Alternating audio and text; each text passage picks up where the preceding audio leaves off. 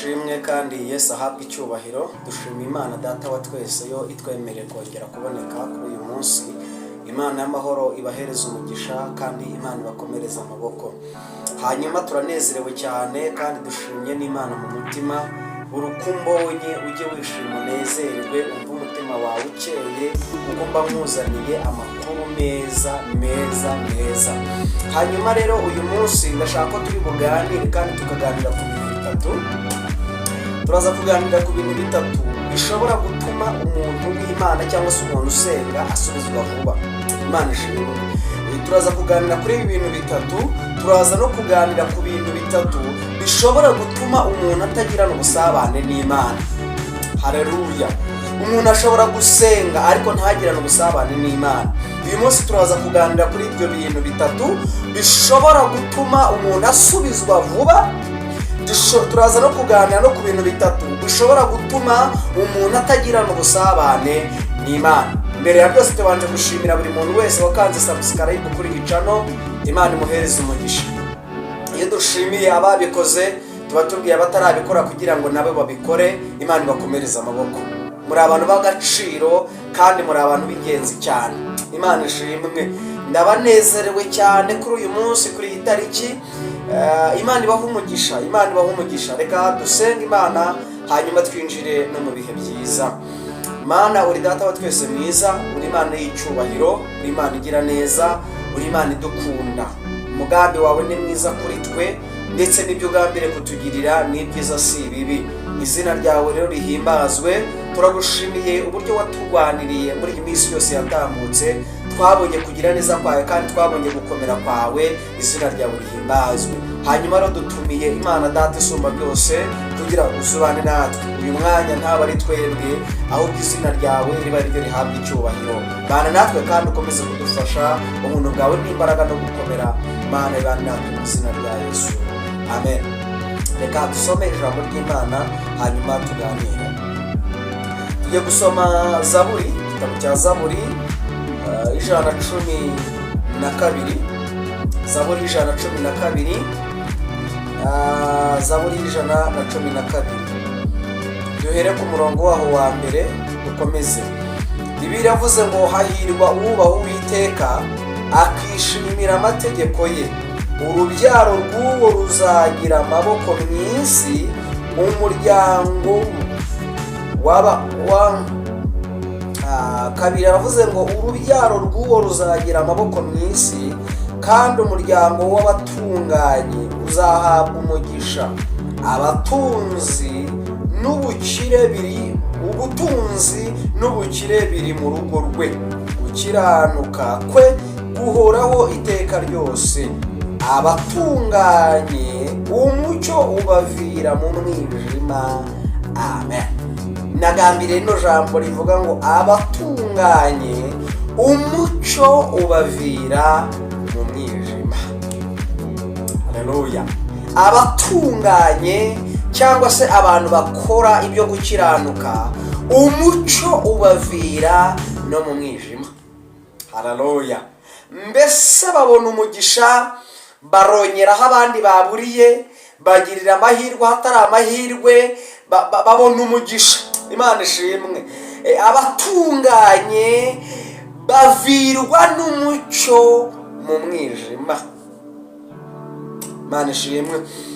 Tega tuganire ku bintu bigera muri bitatu bishobora gutuma umuntu w'Imana asubizwa vuba, cyangwa se umuntu wasenze Imana cyangwa se usenga agasubizwa vuba. Icyambere gishobora gutuma umuntu asubizwa vuba ni ukwihana. Ikintu gishobora gutuma umuntu w'Imana asubizwa vuba ni igihe cyose yemera intege nkeya ziwe hanyuma yarangiza akihana. Iki kintu gishobora gutuma umuntu w'Imana isengesho ryiwe rizamuka rikagera ku Mana, Imana ikamwumva vuba. Igihe cyose umuntu yasenze atihannye, amasengesho ye ntabwo ashobora kuzamuka ngo agere ku Mana. Ariko iyo umuntu yasenze akihana, abafitanye ubusabane n'Imana. N'iki kintu gishobora gutuma isengesho ry'umuntu ritumvwa, ni igihe cyose yasenze nta busabane afitanye n'Imana. Hanyuma rero kugira ngo umuntu agirane ubwo busabane n'Imana, nuko aba yihariye. Ikindi kintu cya kabiri ni ugusengera mu kuri no mu mwuka. Ibi bishobora gutuma umuntu asubizwa vuba. Igihe cyose umuntu yasengeye mu kuri ndetse no mu mwuka, gishobora kugufasha gusubizwa vuba. Ntekereza ko abantu mwese musenga mujya mubona ko hari igihe kimwe, hari igihe umuntu aba ari mu bihe byiza byo gusenga, agafashwa cyangwa se akaguka ukabona rwose yagiye burundu pe, ukabona yafashijwe, ukabona yagiye. Amen. Iki kintu cyo gusengera mu kuri ndetse no mu mwuka gishobora gutuma umuntu asubizwa vuba. Ikindi kintu gishobora gutuma umuntu asubizwa ni ukwizera. Iyo tuvuze ikintu cyo kwizera, abantu benshi batsindwa n'ikintu cyitwa kwizera. Iyo umuntu asaba, twebwe iyo dusaba tuba dufite icyizere ko ibyo dusabye tubihawe. Ariko iyo umuntu asaba, arategereza, ntategeka. Hari igihe umuntu aza imbere y'Imana akaza ameze nk'uje kwiyahura. Ubikore cyangwa se ugire gute, ubyihorere. Iyo umuntu asaba, ategereza igisubizo cy'ibyo yasabye kugira ngo arebe ko ibyo yasabye yabihabwa. Haleluya. Bazamukanye n'abantu umusozi nitwa Kinyamakara. Turazamuka mbona uburyo umuntu arimo arasenga isengesho, ndavuga ngo icyaba cyiza nuko nakwitahira. Yasenze isengesho rivuga ngo ese urabikora cyangwa ntabwo ubikora? Bikore cyangwa se ugira gute, ubyihorere. Ese ubundi urabifite cyangwa ntabyo ufite? Yesu ashimwe.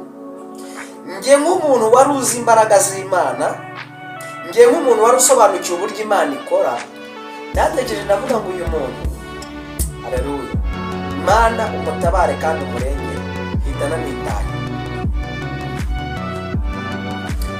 Iyo turimo turasenga, tuba tugomba kugira no kwizera ko ibyo dusengeye twahawe. Ni iki kintu gishobora gutuma umuntu asenga ntasubizwe? Kandi Imana yaravuganye nawe.